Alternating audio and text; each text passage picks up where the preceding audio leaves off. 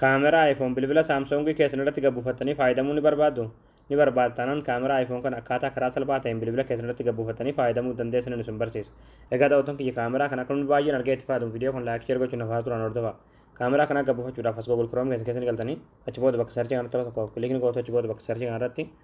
gola Oromiyaatti ni barreessitanii gola Oromiyaa achi booda gola Oromiyaa kan jalarratti ni baasarratti tokko kilikni gootu ammallee asirratti gola Oromiyaa kan jalarratti tokko kilikni gootu ammallee haala kanatti sifataa tolota iPhone jennoota tokko kilikni gootu bakka sarchii kanatti qubee caamaa barreessitanii achi booda sarchii fuuldura kanatti kilik gootu sarchii gootu achi booda haala kanaa suuraa kanatti ni suuraa kanatti tokko kilikni gootu achi booda kaameraa gabbuufachuudhaaf sirra lutaa gaddeemtu manumaati